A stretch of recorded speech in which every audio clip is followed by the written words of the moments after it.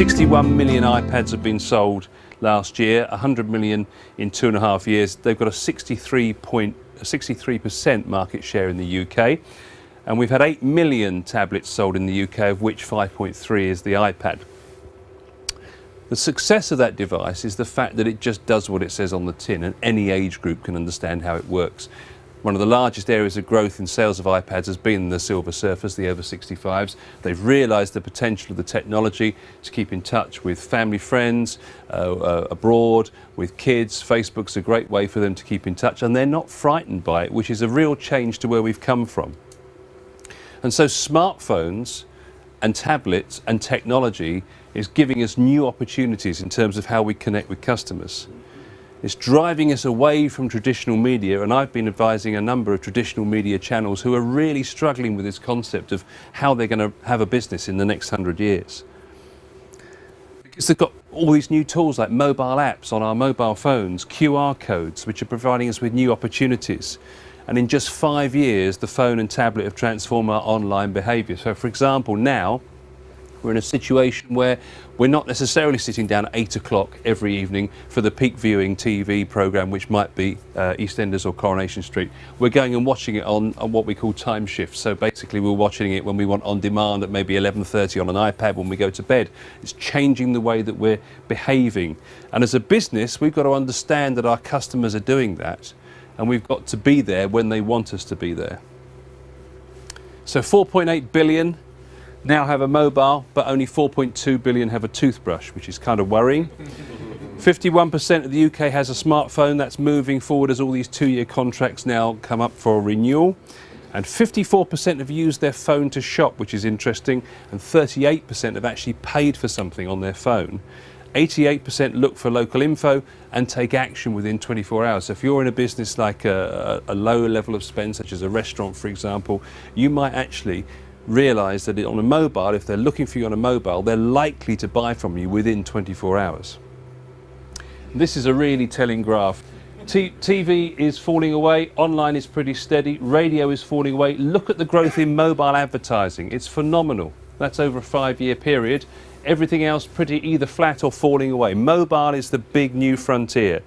There's advertising revenue in the States. Difficult to find figures in the UK. They're pretty secretive about it, understandably, but there's how things are going in terms of newspaper advertising. We're not using newspapers anymore because they're just not there serving the purpose that we want anymore.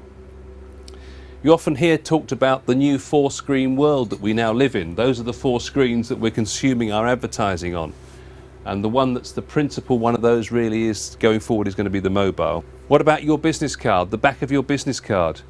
There's an opportunity to show people where you hang out online.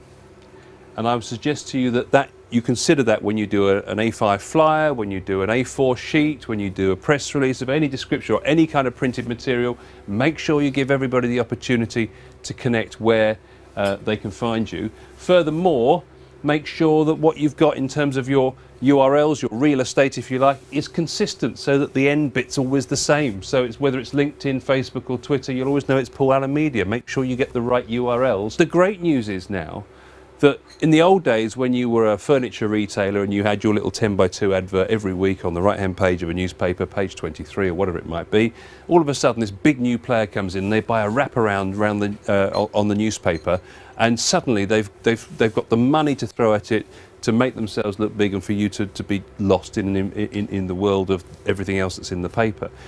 With a Facebook page or with a Google Plus page or with a Twitter account, everyone's got the same size account. Nobody's got anything bigger than anybody else, so it's a level playing field for once.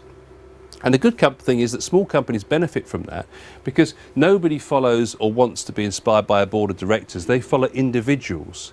And that's a very important point. This is much more now about the personality of a business, which is why for so many years Steve Jobs was at the head of Apple. It wasn't about the brand, it was about Steve Jobs. And that's what they're struggling to deal with right now. So therefore, it's about the person at the top of the organisation. So could you make your business more personable so that people buy the person in the business? In today's marketing, you have to be visible. There's so much noise out there. You have to be visible. There's no good being visible if you're not credible. And there are plenty of people that we see on LinkedIn groups, on Twitter, talking a load of old twaddle, too much twaddle, and they're not credible. But if you're visible and credible, people will say, yes, I've seen or know them, I know about them. Actually, what they talk about makes good sense. Therefore, they'll come to you for business. So visibility plus credibility equals profitability. Think about that. Are you visible enough? Are you making enough noise? You need to identify your prospects first, okay? So we all do that in the traditional world. The best place to do that in terms of social media would be on your LinkedIn pages or on Twitter, a very gregarious network.